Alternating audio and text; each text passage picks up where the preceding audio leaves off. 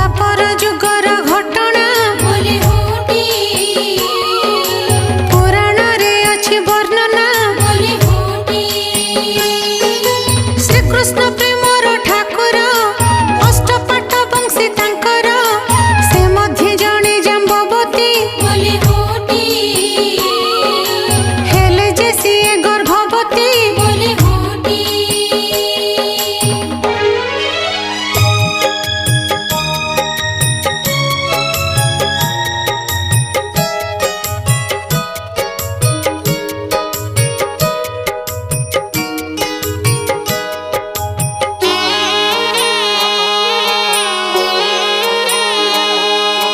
किछि